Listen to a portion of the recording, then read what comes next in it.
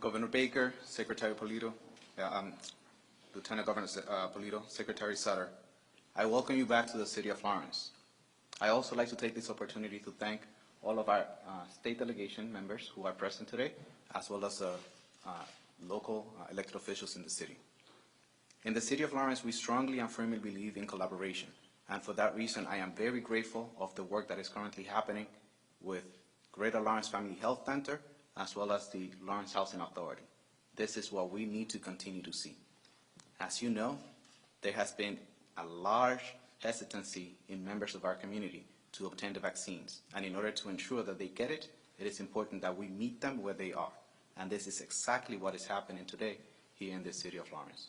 I am also grateful for the collaboration we have had with Lawrence General Hospital, which has been very significant in ensuring that our residents obtain the vaccine that is desperately necessary in our community. Please note that the City of Lawrence is also aggressively pursuing opening our own vaccination site, which, similar to what the governor just said, I knock on wood that this will happen next week. And I am hopeful that the location will play an integral part in ensuring that residents will have accessibility to be able to get there. This is going to be at the Arlington School, in the heart of the city, in the Arlington neighborhood, where the most need is critical. The City of Lawrence also is aggressively launching its own advertising campaign for this effort. And for that reason, tonight we are having a town hall in which we will be addressing any concerns from the residents, and it will have live interpretation to Spanish and American Sign Language.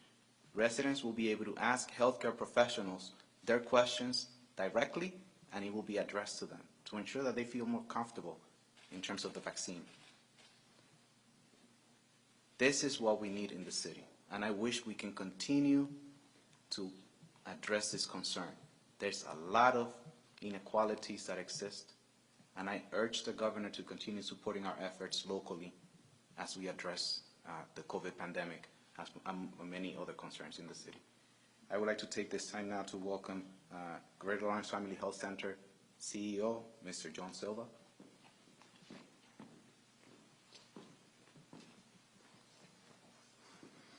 Thank you, Mr. Mayor, and a shout out on behalf of from Greater Lawrence Family Health Center to our friends at Lawrence General Hospital. It seems like when things are, whether they're going good or they're not going, or they're going badly, we're always in the trenches trying to make things better. So I noticed some LGH folks here, and I wanted to make sure that they were mentioned.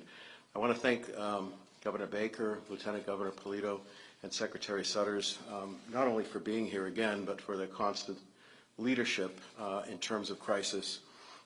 They may be dealing with the slings and arrows of outrageous fortune, but they keep striving along with thousands of people throughout the Commonwealth to get as many vaccines and as many services as possible to as many people as soon as is humanly possible, and I want to recognize that. I also want to recognize the recognition of our state's community health centers, the network of 52 community health centers that are playing an integral role right now in both the testing and the vaccination of our populations. Greater Lawrence Family Health Center has 60,000 registered patients. Out of those, about 45,000 are residents of Lawrence.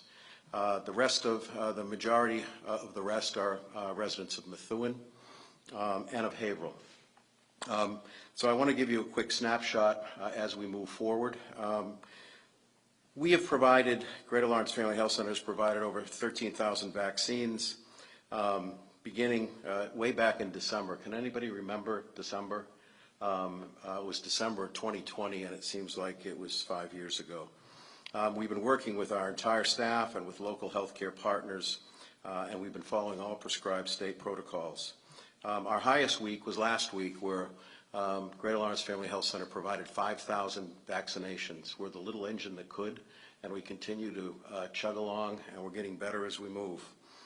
We've conducted clinics in Lawrence, Methuen, Haverhill, North Andover. We have permanent vaccine clinics in Lawrence and Methuen, and we're soon going to be announcing a new permanent clinic in Haverhill. We expect that by the end of March, we will be providing 8,000 to 10,000 vaccines per week. Our sites in Lawrence, Methuen, and soon to be Haverhill are fixed sites running 5 to 6 days per week at each location. National Guard clinical teams, and thank you Secretary Sutters, are assisting us in Lawrence and in Methuen through the end of April, adding temporary staff and volunteers to help us expand our efforts and locations, because manpower is vital. Hopefully we can maintain the National Guard resource into April and continue to do more and more vaccines every week. We have also provided numerous pop-up clinics to help complement our main vaccine sites. They are one-time clinics. These pop-ups have taken place in Haverhill and North Andover and have been done in conjunction with city governments and with elderly housing leaders. And we are looking at doing more now to help accommodate the need, especially the need for getting our teachers vaccinated, since they've been added to the list of those eligible in the Commonwealth. And as the governor did mention, a lot of this is driven by vaccine availability. I believe the more vaccine that we can get, the more that we can do. The more that we can do, the more people will be immunized and will pass through this terrible period. The work we are doing at Lawrence Senior Housing, and God bless you, and God bless you and your staff for everything that we do. At Lawrence Senior Housing with the homeless throughout the Merrimack Valley and homebound is also an important part of our approach that we will continue to be committed to. We have an agreement with Lawrence Senior Housing to provide the vaccine at all of their locations in Lawrence.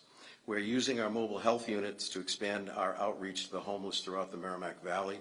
And thanks to DPH and the Bureau of Infectious Disease and Laboratory Science, we now have a second unit that will be used to expand our outreach.